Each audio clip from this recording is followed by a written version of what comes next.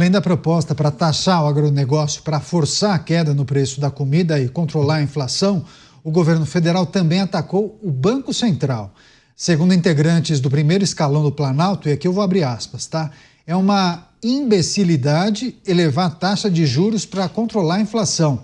Essa ala do governo afirmou ainda que o aumento da Selic inibe investimento, inibe produção para ter mais produtos na prateleira e impacta os investimentos, pedindo juízo ao Banco Central. Você, Dávila, o governo também culpa o Banco Central pelo preço da comida. Mas espera lá, aumentar a taxa de juros é um remédio muito tradicional para combater o aumento de preços. Isso não só no Brasil, né, Dávila? Ô, Caniato, vou pedir para o governo pegar a BIC, que eu vou desenhar para eles o que é imbecilidade aqui. Imbecilidade é não saber que toda vez que você gasta mais do que você ganha, a sua dívida cresce e o juro aumenta, sabia? Imbecilidade é recusar cortar despesas, eliminar privilégios, acabar com o subsídio ineficiente. Imbecilidade é taxar e regulamentar o setor produtivo para subsidiar o setor improdutivo. Imbecilidade é aparelhar estatais e aumentar o endividamento público só para fazer com que a companheirada tenha emprego. Isso é imbecilidade. Você, Mota, o Banco Central ainda alvo do governo federal, mesmo com Galípolo no comando, hein? Não se estimula a economia com esmolas. E é isso que parece ser a grande ideia desse governo. Os programas assistenciais, que são esmolas. Um povo digno e trabalhador não precisa de esmolas.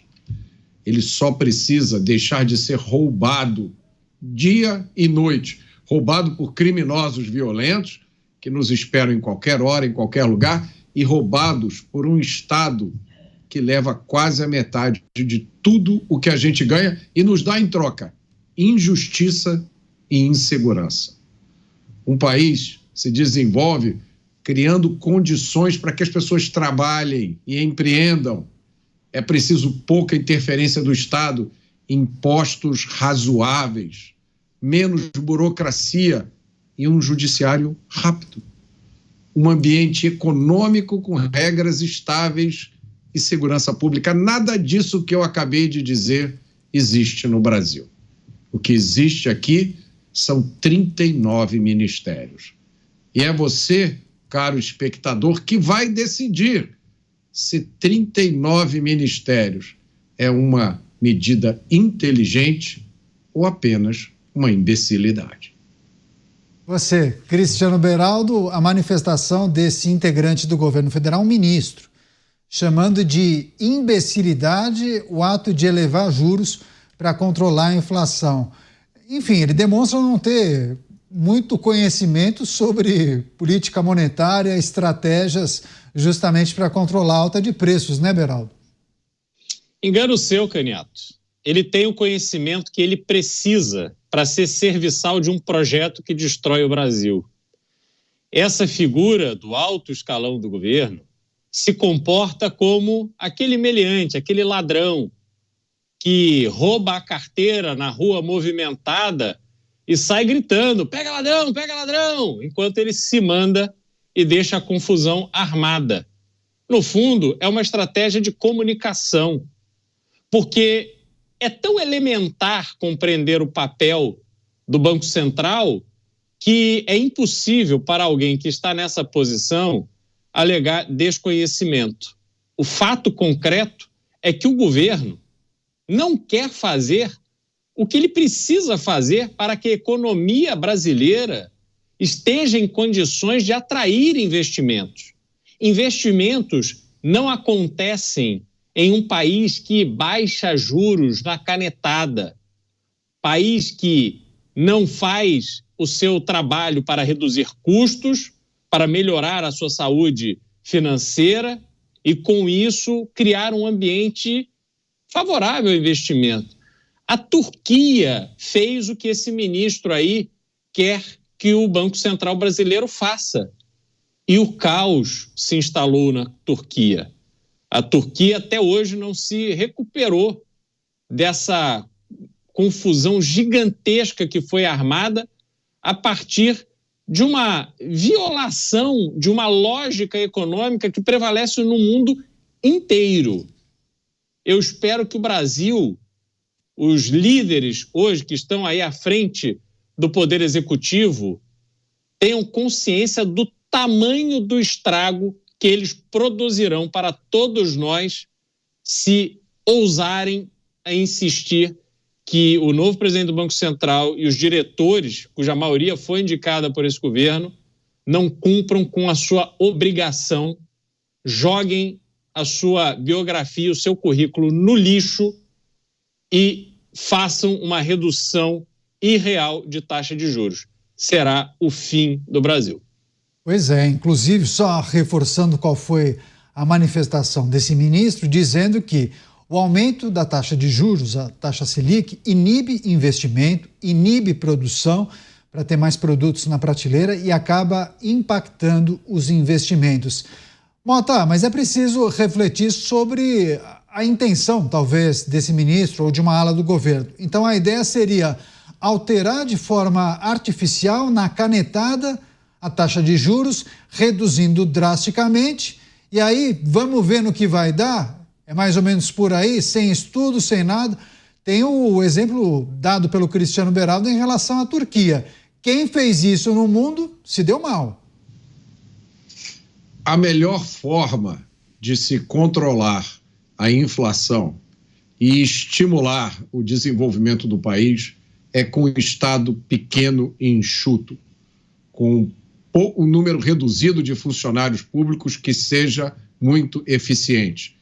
É com um Estado que é pequeno, mas é forte e se impõe nas áreas em que ele precisa se impor, como segurança pública. Esse país, o Brasil, precisa passar por uma transformação. A gente está assistindo agora o que está acontecendo nos Estados Unidos. Os Estados Unidos da América criaram um departamento chamado Departamento de Eficiência Governamental, que está cortando desperdício, economizando muito dinheiro para o contribuinte americano. Donald Trump, o homem mais poderoso do mundo, tem um gabinete formado por 22 pessoas. São secretários e os chefes de agências importantes. O Brasil tem um ministério com 39 pessoas. Eu duvido que qualquer ministro saiba o nome dos seus 38 colegas. A gente tem uma alternativa diante de nós. O Brasil precisa de um Elon Musk. O Brasil precisa de um Doge.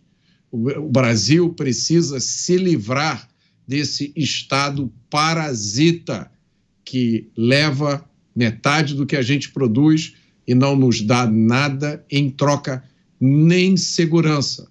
Ou o Brasil arranja um Elon Musk ou vai acabar tendo que se contentar com Nayib Bukele. Pois é, agora, só para fechar, Dávila, as projeções não são boas, né? Porque ainda que muitos entendam que é um remédio amargo, mas necessário, a alta da taxa de juros, não me parece que nós vejamos, pelo menos este ano, um cenário de retração da taxa de juros. Dá para fazer um exercício aqui, entender quais seriam as consequências para o Brasil de uma alteração artificial da taxa de juros e quando a gente pode esperar uma redução dinâmica, naturalmente, aquela justificada pelo Banco Central para a taxa de juros. A gente viu isso acontecer nos últimos anos, né? Uma redução até que expressiva no ano passado, mas daí, no final do ano passado, a gente viu um retorno do aumento de 0,5 ponto percentual a cada reunião do Copom. Quais são as perspectivas, olhando esses 2 últimos anos da administração atual? Caniato, nós já vimos esse filme antes. No governo Dilma, a redução forçada da taxa de juros fez justamente a inflação disparar. A inflação subiu mais ainda.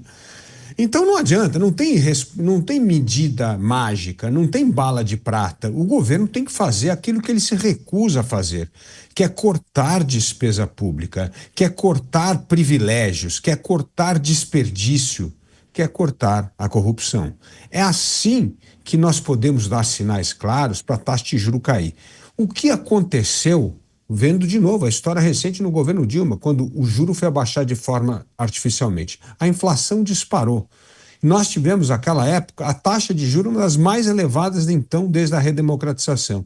E o que fez a taxa de juro despencar rapidamente no governo de Michel Temer? Foi justamente ter aprovado o teto de gasto. Foi dar um sinal para o mercado que as despesas públicas iam parar de crescer acima da inflação, que o governo ia arrecadar mais e gastar menos. Só isso derrubou a taxa de juro para um dígito.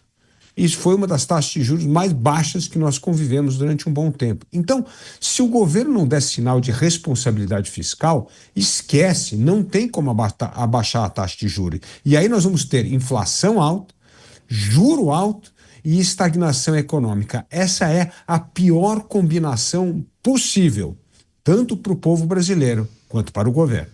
Seguiremos atentos, a essas movimentações.